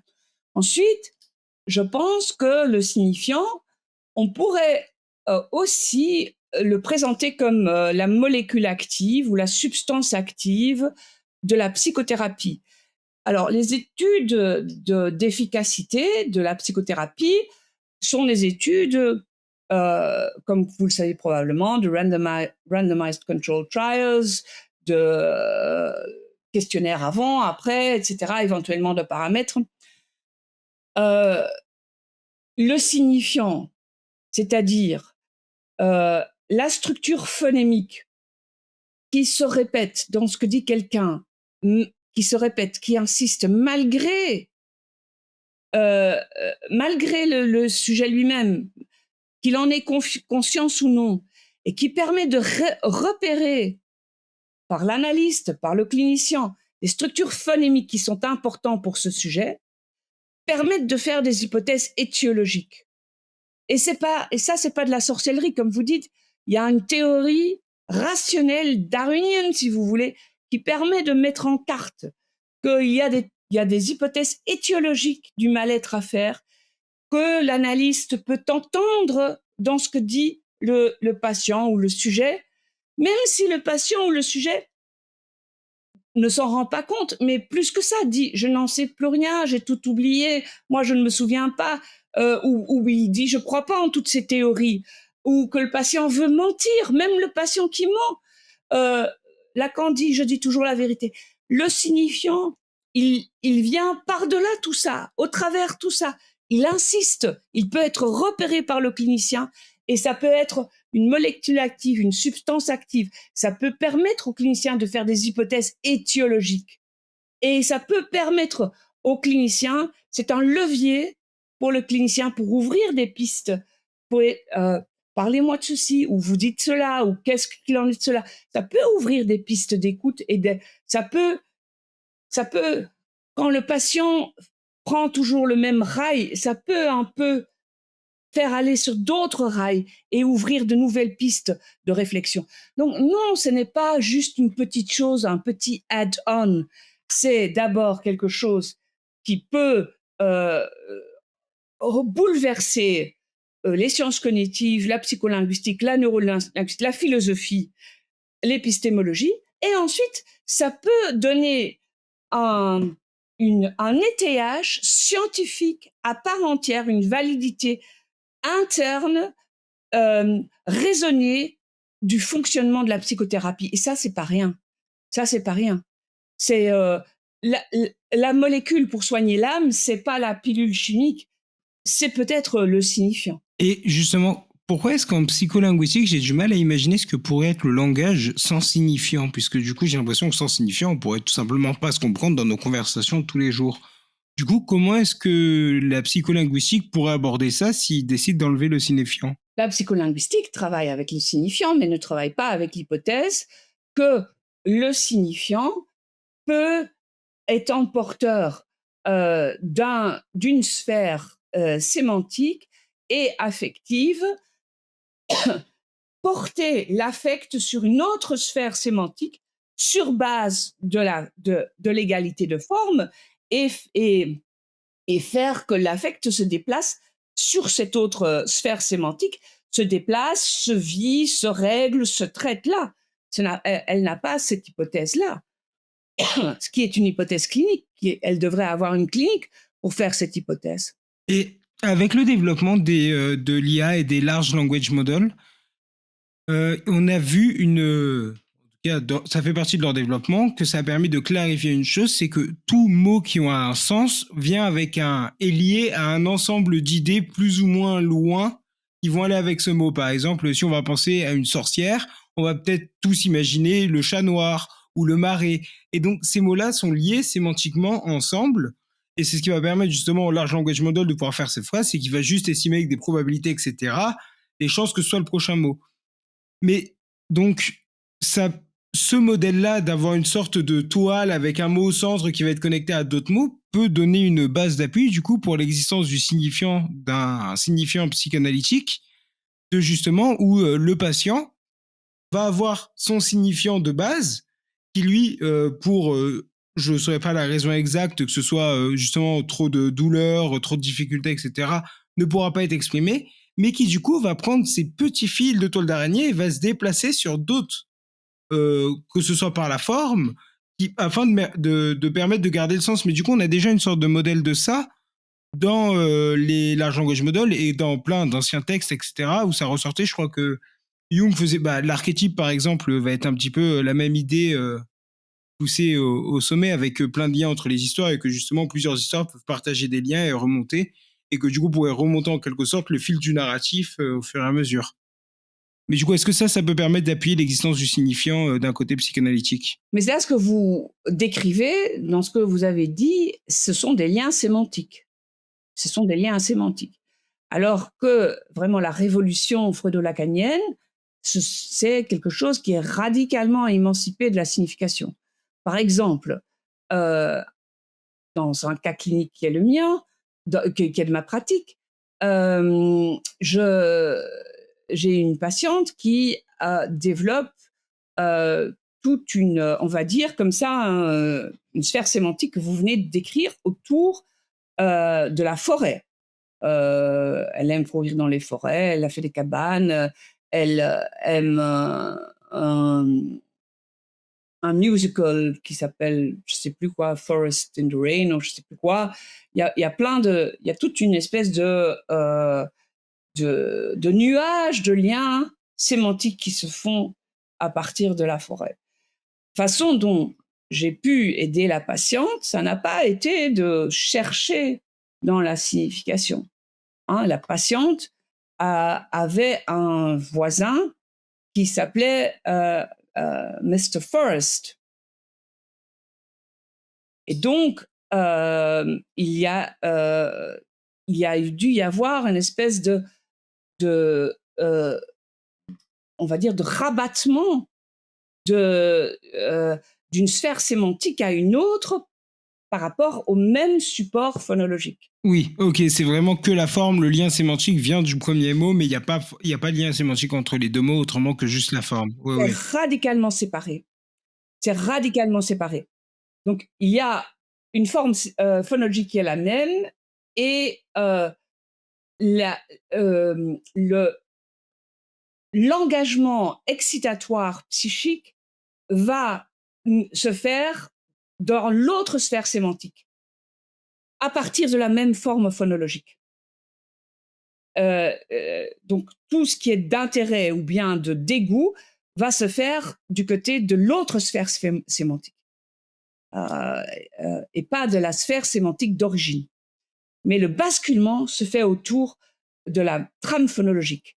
Et donc, la trame phonologique permet, quand, par exemple, le patient développe comme ça une sphère sémantique à partir d'une même trame phonologique, permet de se faire des hypothèses étiologiques n'ont rien à voir avec cette sphère sémantique, mais qui vont vers une autre sphère sémantique, mais qui basculent sur la même phonologie. C'est pour ça aussi que Lacan dit gardez-vous de comprendre. Si vous comprenez, si vous êtes trop pris par la signification, vous ne pouvez plus avoir d'oreille pour un possible basculement vers quelque chose qui n'a rien du tout, rien à voir avec cette première sphère sémantique. C'est ça qui est en fait fou. C'est ça le meshuggah. Nous faisons des symptômes sur autre chose, mais par rapport à la même trame phonologique. Et du coup, comment est-ce qu'une personne pourrait justement se rendre compte de ça? Puisque souvent, si du coup on réfléchit trop au sens de nos symptômes, etc., on risque de passer à côté de la forme, alors que c'était un petit peu sous nos yeux dès le départ, mais on y est aveugle. Donc, est-ce qu'une personne a des méthodes, je sais pas, comme, je sais pas, une sorte de libre association à voix haute, si par exemple elle n'a pas les moyens d'aller voir un psychanalyste, est-ce qu'il y a un moyen de faire ça chez soi, que ce soit en écrivant et peut-être après en essayant de faire une analyse de son texte, ou en essayant de repérer des points qui se répètent? Est-ce que ça peut être à voix haute, parler tout seul à voix haute, comme s'il y avait quelqu'un qui nous écoutait? Et tout seul, parce que vous avez dit que des fois, c'est les patients eux-mêmes qui ont leurs propres illuminations, justement sans besoin d'intervention.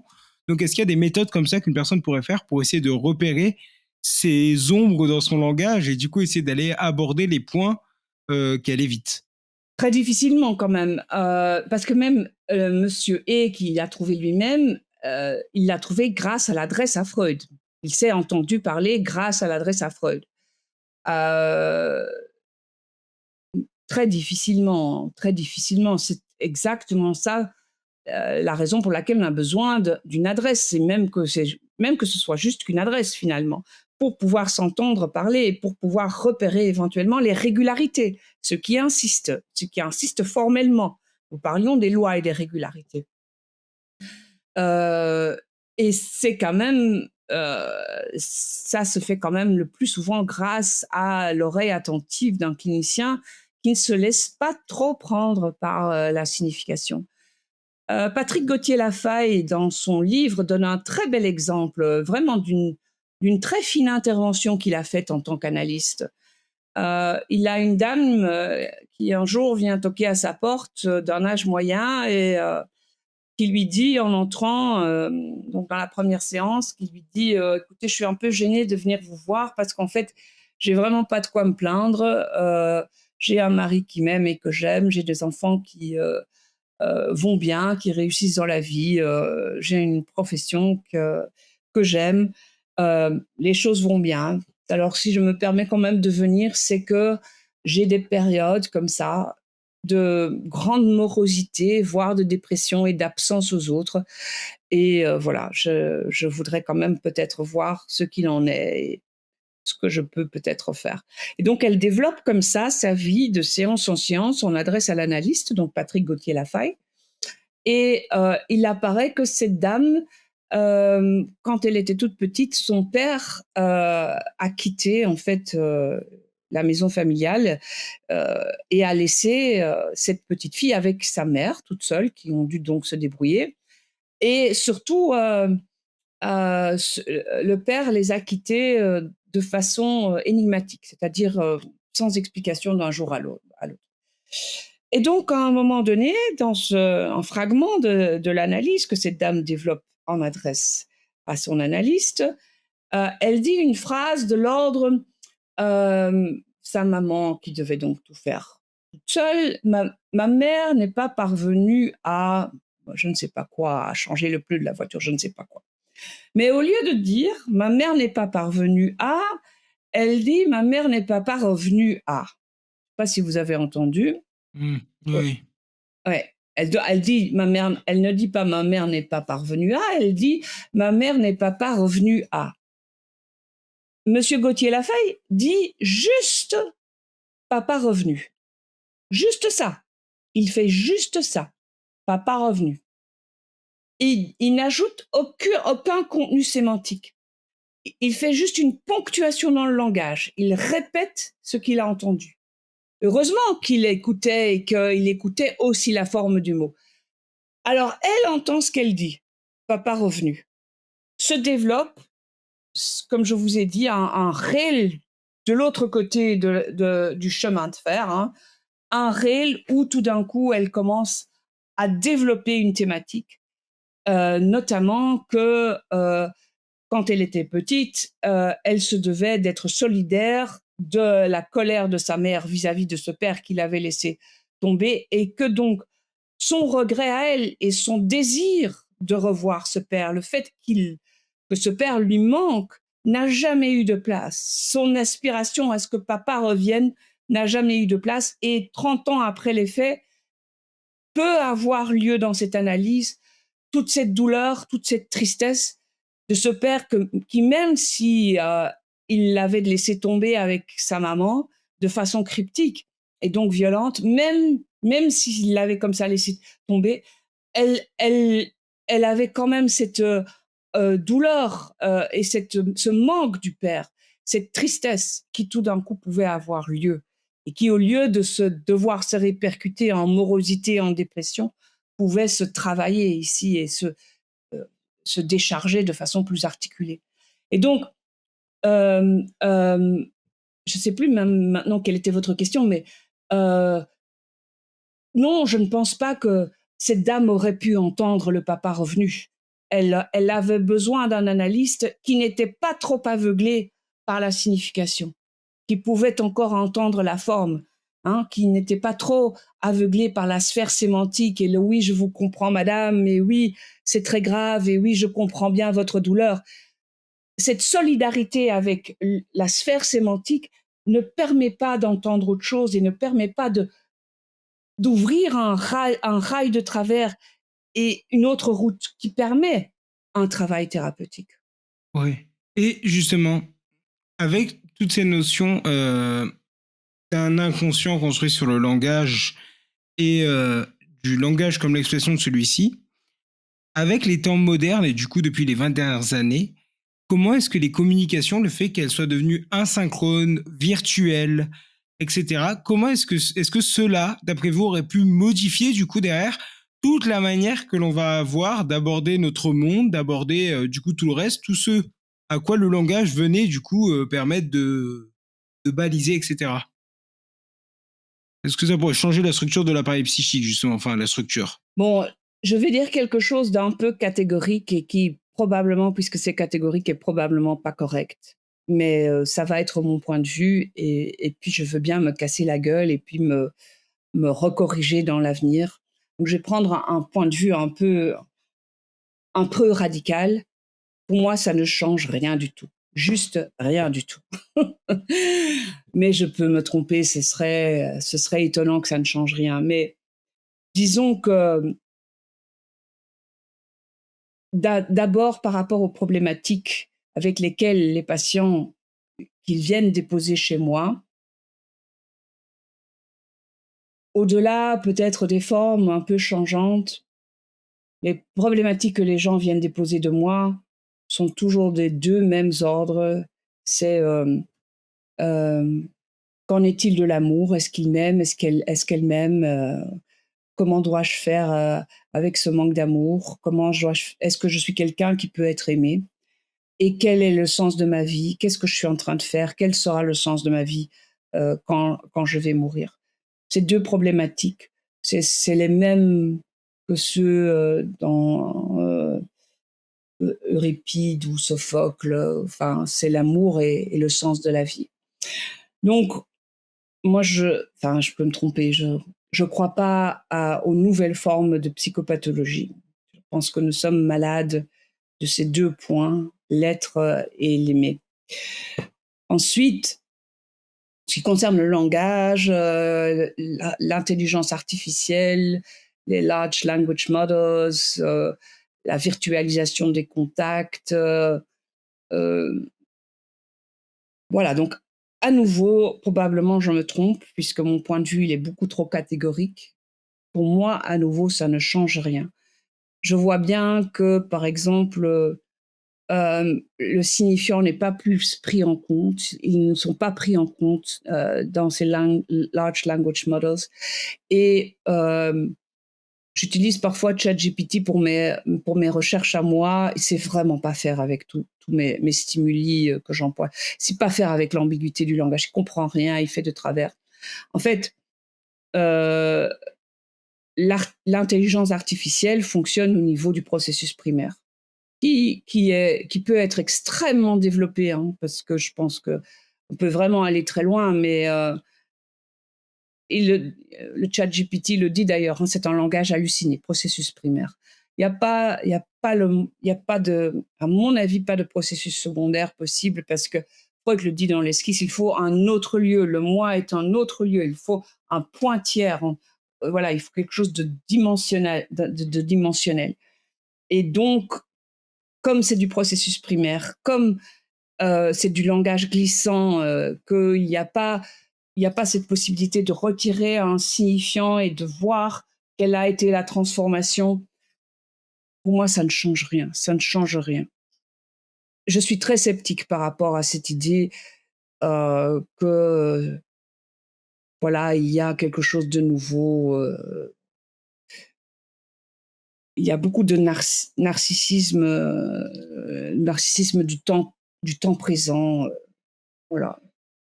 Mais voilà, je suis vulnérable, hein, parce que c'est tellement gros comme point de vue que voilà, c'est très attaquable. Néanmoins, c'est un point de vue que moi je vais défendre. Et justement justement aussi pour le langage, est-ce que plutôt, est-ce qu'il y a une propagation de la psychanalyse en dehors de l'Occident, notamment dans des pays où la langue, par exemple, ça va être comme le chinois ou le japonais, des idéogrammes. Et est-ce que dans ce cas-là, on retrouve pareil là-bas un équivalent du signifiant avec le changement dans la forme, etc., vu que c'est plus des phonèmes? C'est plus des phonèmes, mais les idéogrammes permettent plus encore les changements de signifiants que les alphabets, hein. Euh, Par exemple, donc par hasard, je sais que l'idéogramme pour éléphant, qui se dit en chinois xiang, est le même. Comme il y a des homonymes dans chaque langue, et que donc avant l'écriture, un éléphant et un portrait en chinois se disaient xiang, hein, comme on a mère et sang en français, ben ils ont xiang et c'est le même homonyme pour éléphant et pour portrait. Eh bien, donc, c'est le même idéogramme. Eh ben, on pourrait dire, voilà, j'ai pas de clinique en Chine, hein, mais quelqu'un qui a un problème, qui a une blessure narcissique du côté de son portrait, pour une raison ou pour une autre, pourrait développer une passion pour les éléphants. C'est encore plus facile, on va dire, parce que là, c'est pas, c'est des idéogrammes entiers qui permettent. En fait, les idéogrammes fonctionnent comme des rébus. Et ce Ouais. fonctionnement de l'esprit, c'est un fonctionnement rébus. Le fonctionnement du signifiant est un fonctionnement rébus. Et donc, les idéogrammes sont carrément des rébus. Et donc, oui, oui, bien sûr que c'est possible. Oui, je pense que quand on parlait de régularité universelle, là, au début de notre entretien, je pense que le fonctionnement sur le mode du signifiant, c'est-à-dire que nous allons transposer une sphère excitatoire, qu'elle soit d'intérêt ou de dégoût, une sphère excitatoire d'une sémantique à l'autre de façon inconsciente à partir d'une trame phonologique commune, je pense que c'est un principe universel du fonctionnement humain. Et que c'est là aussi que se loge l'inconscient. Et justement, le langage structure l'inconscient, d'après vous, mais on entend souvent les psychologues, des philosophes récemment, etc., présenter la conscience comme un narratif, comme une histoire. La manière dont on aborde les choses, on donne directement un sens aux choses. Euh, je vais voir un verre d'eau comme un verre d'eau. Je vais pas voir un verre d'eau comme un rond, comme une sphère avec un trou en verre, etc. Je vais le voir comme un verre d'eau. Et donc, qu'est-ce que vous pensez? Est-ce que vous pensez que du coup le langage pourrait aussi structurer la conscience et du coup nos perceptions directement? Peut-être pas que ce soit directement primaire biologiquement avec l'œil qui verrait peut-être directement des narratifs, mais que justement il y ait tout de suite ce filtre à partir du moment où on arrive dans la conscience, de langage, de sens et donc derrière de toute la structuration et que du coup, par exemple, de la même manière que dans l'inconscient, on va utiliser des mots différents pour exprimer, comme vous avez dit, les changements de forme, on pourrait voir dans la perception une sorte de changement de perception avec, par exemple, des objets que l'on va percevoir, je sais pas, différemment ou des choses comme ça, ou pareil, ce serait sur la forme, et après, derrière, on pourrait retrouver un sens avec... je sais pas trop si ça fait sens, ce que j'essaie de dire. Alors, je vais essayer de répondre sur ce que j'ai compris. Alors, je pense que la réponse, en gros, elle est oui, tout à fait. Alors, notre conception de la perception reste très naïve. Nous avons certainement en psychologie, certainement en psychanalyse, des conceptions très naïves de ce que veut dire la perception comme un processus très passif, c'est-à-dire que quelque chose entre et fait son chemin et est organisé, etc. Alors, depuis plus de X siècles, 2 siècles certainement, et certainement ces 20, 30 dernières années, euh, il y a un très grand consensus en, en neurobiologie, en sciences cognitives, en psychologie, que la perception euh, est une action, qu'il y a une construction ou une constitution motrice de ce qui est perçu. Euh, et donc, c'est dans les invariantes sensorimotrices qu'on va avoir ce qu'on appelle un percept. Euh, Par rapport à cette façon de constituer la perception, euh, la motricité du regard a un statut spécifique. Euh, il y a, je sais pas, une petite dizaine de muscles oculomoteurs qui permettent une grande mobilité de l'œil et de la rétine dans le globe oculaire. Euh,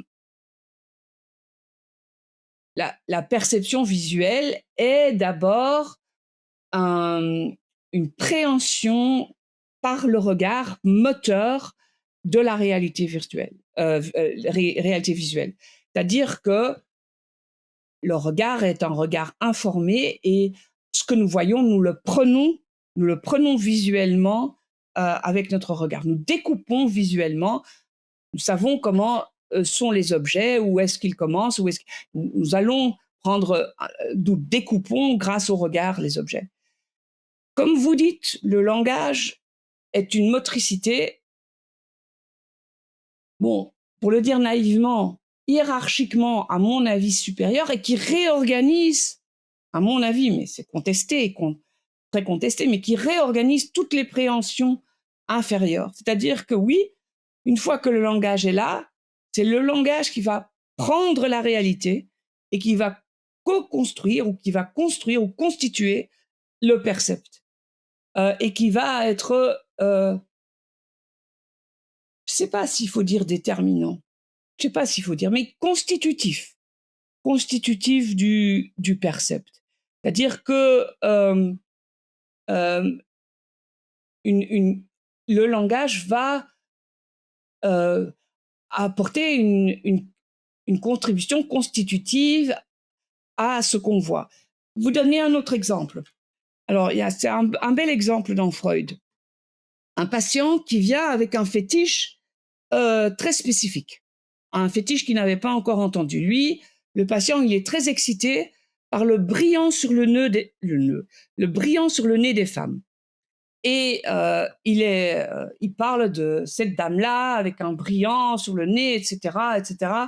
Freud écrit comme ça à la marge, comme une petite remarque, quand il s'agit de dames que lui aussi connaît, qu'il ne voit rien du tout. Il ne voit pas ce brillant sur le nez. Alors, le patient, c'était un patient, euh, quand il vient voir Freud, parle l'allemand. À Vienne, il parle l'allemand. Mais qui avait appris l'anglais avant que d'apprendre l'allemand. J'étais dans une nurserie anglaise. Et Freud propose que ce fétiche qu'il a sur le brillant du nez, le Glanz avec un Z, fut d'abord un fétiche beaucoup plus universel. C'est-à-dire qu'il y a quelques fétiches très universels, comme le regard est probablement l'objet d'excitation, un des objets d'excitation premiers. Et donc, il avait probablement quelque chose de beaucoup plus universel comme investissement libidineux, c'est-à-dire le regard, glance en anglais, glance avec un C, hein, le regard. Il a gardé cette prédilection, il l'a transposée en allemand et c'est devenu le brillant du nez qu'il voit et que Freud ne voit pas. Et dont il dit, elle a un brillant sur le nez tout à fait extraordinaire. Et donc Freud dit, je ne vois rien du tout. Alors voilà, ça c'est un petit exemple. Je pense, voilà, on ne peut pas... il y a quelque chose de constitutif dans le langage. Néanmoins, la réalité physique est contraignante aussi. On ne peut pas faire ce qu'on veut. Mais que le langage soit néanmoins organisateur, met en place une certaine prédilection ou une certaine attention pour voir quelque chose, oui, je le pense. Même si c'est contesté aussi comme théorie. J'ai une question, je ne sais pas si elle a tellement de réponses et je ne sais pas si elle s'applique dans ce cas-là. Je suis toujours impressionné de voir comment parfois, en remontant certaines étymologies de mots, on arrive à faire des ponts qui sont assez fous sur des significations qui ne viendraient pas comme ça. J'ai pas d'exemple en tête précise, mais par exemple, on va trouver un mot et en remontant l'étymologie, on va trouver un sens, un mot qui a un sens commun. On va trouver un autre sens dérivé en remontant l'étymologie et après on va pouvoir faire tout un lien de sens, etc. Et donc, ça montre bien qu'il y a une sorte de développement du langage du haut vers le bas avec un partage des sens. Et pour autant, de ce que j'ai compris dans le développement des langages, c'est un processus collectif. Et du coup, j'ai du mal à... Je me demande comment est-ce que justement cette structure inconsciente qui vient guider les formes et les sens, est-ce qu'elle pourrait être à l'origine de justement cette répartition du langage et de toute cette épistémologie riche qu'on peut retrouver avec des mots que si on remonte certaines épistémologies, etc., on retrouve des sens cachés, des sens oubliés, des choses comme ça. Et on peut remonter du coup sur plein de points philosophiques, des choses comme ça. Et donc je me demandais, pour le développement du langage, pour arriver à une chose aussi complexe qui, j'ai l'impression que même si un homme s'était mis dessus, une seule personne s'était mis dessus pour essayer de la travailler, serait pas réussi à sortir quelque chose d'aussi riche, d'aussi complexe, avec autant de liens entre plein d'idées de tous les côtés. Est-ce que justement, l'émergence du langage serait plutôt que ce soit le langage qui structure notre inconscient, ce soit notre inconscient qui est structuré le langage, que ce soit vraiment notre biologie ou notre conscience d'un point de vue dualisme qui serait justement venu figer ce langage et que justement ce qui soit resté, ce soit ce qui soit rentré entre guillemets dans ce qui aurait pu être construit dans le modèle, dans la mémoire, enfin. Je sais pas trop si ça fait sens non plus, mais j'essaie d'expérimenter là. Oui, non, il faudrait se poser et développer votre pensée. Je pense que, à nouveau, je ne peux répondre qu'intuitivement, mais intuitivement, j'ai envie de dire oui. même si je ne sais pas très bien ce à quoi je dis oui. Euh, Ce que dit Freud, par exemple, je pense que c'est dans l'interprétation des rêves qu'il dit, c'est que euh, une fois qu'on est dans le langage, c'est-à-dire dans le langage symbolique, c'est-à-dire pas à 2 ans, mais à 6 ans, une fois qu'on a passé du processus primaire au processus secondaire, ce qui se passe, c'est que, en fait, contre-intuitivement, ce qui se passe, c'est qu'on, d'un pont à l'autre, pour arriver dans le secondaire, dans le langage symbolique, c'est qu'on désentend, on n'entend plus tout un nombre de choses. On entend tous les sous-entendus que, par exemple, dans la psychose, on entend. On n'entend plus les sous-entendus, on n'entend plus les doubles sens, on n'entend plus les messages de l'inconscient, on désentend afin d'être dans du langage symbolique socialement partagé.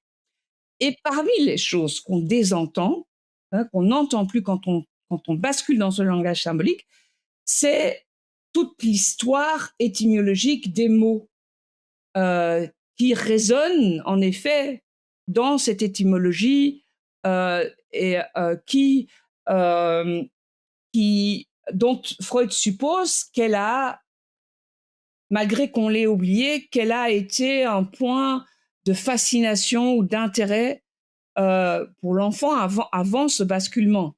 Euh, alors, euh, dont l'étymologie. Par exemple, on n'entend plus dans le mot déjeuner qu'il s'agit de déjeuner. Vous voyez.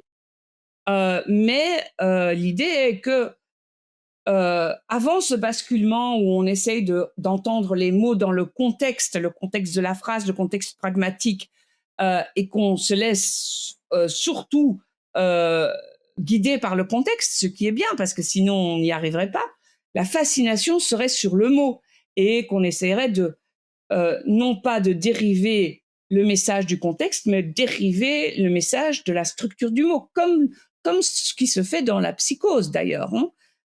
Ce mot-là, vous avez employé ce mot-là, donc vous avez voulu dire ceci et cela et ceci. Dans la petite enfance, c'est aussi ça. Hein. Donc, par exemple, l'enfant qui dit pourquoi est-ce qu'on dit pâtis blanc, on va à la patinoire. Il faudrait quand même dire pâtis blanche, par exemple. La patinoire, elle n'est pas noire, elle est blanche. Donc, ça veut dire qu'il y a une fascination sur la structure du mot dans le mot. C'est la même fascination, c'est la même quête de sens. Bien sûr, c'est pas facile pour un enfant de faire sens du langage, c'est logique que le premier mouvement de recherche soit dans le mot. C'est aussi, c'est aussi l'investissement dans la psychose, c'est dans le mot. Vous avez employé ce mot-là. Pourquoi ce mot-là? Et c'est tout un pas que de laisser tomber cette quête de sens dans le mot pour une quête de sens dans le contexte de la phrase, le Oui, contexte pragmatique. plus symbolique et plus abstraite, ouais. Voilà, c'est tout un.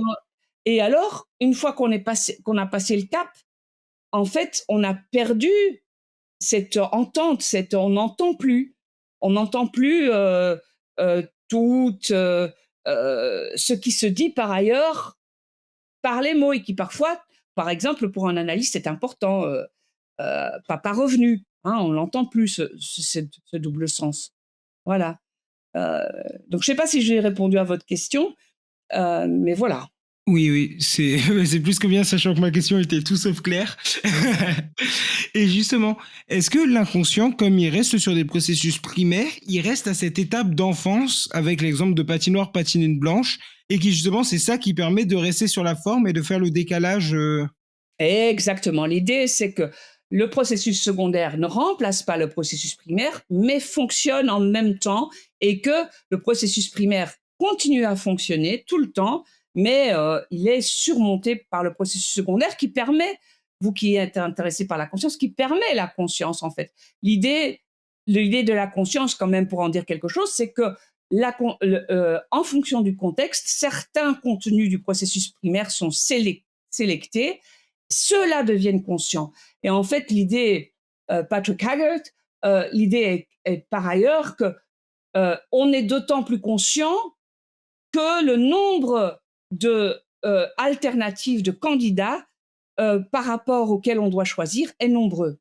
Donc, si on ne doit choisir qu'entre deux candidats, par exemple, la gauche ou la droite, hein, il faut toujours choisir entre. En fait, quand on bouge une main, on a toujours besoin de bouger les deux et on va toujours inhiber. Donc, on n'est pas très conscient de ça. On n'est pas très conscient. Mais plus on a des candidats parmi lesquels il faut choisir, plus le candidat qui ressort devient un candidat conscient. Ça, c'est la théorie de Patrick Haggard. Donc, voilà, oui. Donc, oui, le processus primaire, il est là toujours en sourdine, et le processus secondaire, il est là en conscience, parce que c'est justement le processus qui sélectionne. Pour un dernier point, avec la notion d'inconscient collectif développée par Jung, est-ce que du coup on pourrait l'aborder sous une vision d'un inconscient du langage, mais qui va être juste emprisonné dans le langage de la culture entre guillemets, et qui est-ce que du coup on pourrait voir une sorte d'inconscient collectif qui émergerait des normes linguistiques de la culture, de tout ce qui imprègne la culture, que ce soit en termes de rituels, de sens, d'histoire, etc. Est-ce qu'il pourrait y avoir quelque chose comme ça, une place pour ça, ou est-ce que justement non, ou au pire ça se retrouverait juste dans le niveau normal d'inconscient et dans la construction naturelle? D'après moi, le- les régularités linguistiques du fonctionnement psychique sont des principes universaux de la condition humaine. Donc, par exemple, ce que je vous ai expliqué du fonctionnement du signifiant, comment il régule, on va dire, une économie psychique, je pense que c'est universel. Voilà, donc je ne pense pas que, la même façon que je ne pense pas que les modes de communication changent ça, je ne pense pas non plus que les cultures changent ça, je pense que c'est quelque chose qui est fondateur de la condition humaine. Maintenant, qu'il y ait pour l'humanité des points traumatiques euh, partagés, l'Holocauste, ce genre de choses-là, et que par rapport à des points traumatiques, nous allons peut-être avoir une sensibilité partagée qui peut peut-être, euh, ou par groupe culturel, par exemple en Belgique, la Seconde Guerre mondiale a fait émerger des signifiants comme blanc et noir. Alors, c'est des signifiants très chargés en Belgique. Donc, il peut y avoir comme ça des signifiants très chargés du point de vue d'un trauma qui soit partagé par un groupe culturel, et que donc ces signifiants-là deviennent alors des, des, des vecteurs marqués pour une société, pour un groupe culturel. Voilà, ça, c'est pas impossible. Mais ça ne dénoterait pas, à mon sens, d'une différence de logique de fonctionnement. Ok, super. Une petite dernière question pour finir l'épisode. Comment est-ce que vous voyez le futur de la neuropsychanalyse, de cet axe de recherche? Est-ce que justement on va tendre vers quelque chose qui va être une sorte de pont entre les deux champs, mais qui les deux champs resteront distincts les uns des autres?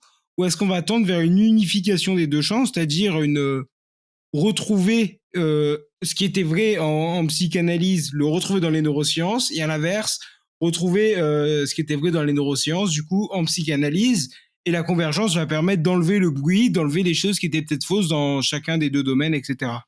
Encore une très très belle question pour finir.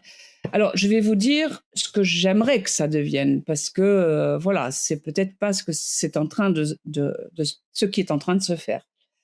Alors, il me semble que les neurosciences et le développement en neurosciences euh, a mené à un foisonnement de données, de, euh, de concepts théoriques, de cartographie, de propositions euh, qui, par leur multiplicité, euh, font un effet chaotique. C'est-à-dire que, très paradoxalement, en neurosciences, il est très difficile de falsifier une proposition. C'est-à-dire que de dire l'amygdale ne sert pas à, dites-moi, une fonction psychique, n'importe laquelle, il est très difficile où le nucleus accumbens n'intervient pas.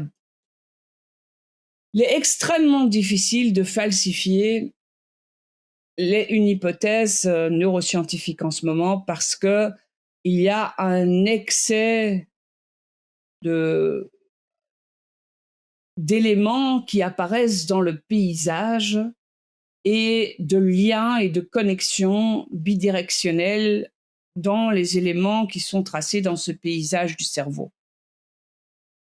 Les neuroscientifiques eux-mêmes, certains, sont donc aussi sceptiques par rapport à la possibilité de développement de ce champ des neurosciences. En fait, par exemple, quelqu'un comme Joseph Ledoux, neuroscientifique des sciences affectives, dit que la limite de ce que peut faire les neurosciences est donnée par la théorie psychique, la théorie psychologique. Les neurosciences ne pourront aller qu'aussi loin qu'il y a une théorie psychologique. C'est-à-dire que, en fait, le développement des neurosciences est en demande d'une perspective sur le fonctionnement du cerveau. Une théorie clinique de comment fonctionne l'humain. Et pas une théorie intuitive, pas une théorie que toi et moi, que le garagiste, que le pharmacien du coin puisse faire. Si ça t'embête, t'arrêtes de le faire. Pas une théorie intuitive, une théorie informée de l'intime du sujet, de l'intime contre-intuitif. Il faut une théorie, euh, euh, une théorie euh, euh, qui part du sujet, pas de ce qu'on voudrait que le sujet soit, qui part du sujet. Donc, les neurosciences sont en demande d'une théorie psychologique empirique du sujet, empirique, pas comme on voudrait qu'il soit, mais de l'empirie du sujet. Et donc, il y a un appel d'air, enfin, c'est ce que j'espère, des neurosciences pour ces théories psychologiques cliniques. Et donc, d'après moi, il y a un appel d'air pour, entre autres, la psychanalyse, qui quand même, du côté de cette empirie-là, peut apporter quelque chose quand même qui va au-delà de théories plutôt simples, on va dire, qui quand même sait faire avec la compulsion de répétition très paradoxale, qui sait faire avec les rationalités du signifiant. Donc elle a besoin, les neurosciences ont besoin de cette théorie-là pour faire sens de leurs données. Donc moi, ce que j'espère, c'est qu'il y a cet appel d'air des neurosciences pour qu'il y ait une science de la psychologie qui permettra d'organiser les données des neurosciences. Et que, en contrepartie, certaines théories de la psychologie vont pouvoir aider les neurosciences et certaines vont ne pas du tout pouvoir les aider parce que ça n'a aucune valeur heuristique. Ça n'a aucune valeur heuristique. Et donc, en contrepartie, on verra que certaines, je pense que processus primaires, secondaires, refoulement, compulsion de répétition, signifiant, vont trouver vraiment une utilité heuristique. Mais d'autres concepts vont peut-être en trouver moins. Donc, il y aura comme ça un mouvement de retour sans que ce soit nommé. C'est juste que si ça permet d'expliquer, ben ça ressortira du lot. Et donc, je pense que de cette façon-là, de façon, on va dire, paradoxale, par les limites de ce que peut faire les neurosciences, il y aura une espèce de dynamique du côté de la psychologie qui sera mise en route pour qu'elle s'organise de façon heuristique par rapport aux neurosciences et donc qu'elle s'organise en sciences, on va dire. Donc voilà. Comment je le vois? Je vois ça et je vois peut-être, mais bon, il y a une telle bataille entre les psychologues qui est aussi due à leurs difficultés identitaires, hein, mais disons que dans le monde rêvé, voilà, on pourrait avoir une théorie de la psychologie qui soit plus consensuelle, qui soit intégrée avec les neurosciences, qui soit consensuelle, qui pour moi serait une théorie psychanalytique. Mais bon, voilà. ça fait très débat, hein, et qui serait un vrai levier pour la clinique et qui aurait un nombre de leviers ou de substances actives inhérentes, internes, intrinsèques, démontrables comme performants du côté de la clinique et qui donc, je vous disais, une science va de pair avec un instrumentaire interventionnel propre qui fonderait l'instrumentaire interventionnel propre de la psychologie, qui ne serait ni biologique ni sociologique, mais à proprement parler psychologique. Donc ça, ce serait mon rêve, si vous voulez. Bon, voilà. Donc cette dynamique neuropsychanalytique, c'est un alibi, mais pourrait avoir une dynamique pour mettre en route pour donner une assise scientifique avec une autorité aux sciences de la psychologie. Mais voilà, je ne pense pas que c'est ce qui est en train de se faire. Mais ça, c'est ce que je verrais comme mouvement heureux, comme mouvement heureux qui pourrait se faire. Ça va peut-être être une question naïve, mais j'ai pas l'impression d'avoir déjà entendu parler d'une autre théorie en psychologie, que ce soit en psychologie cognitive, en psychologie sociale, etc.,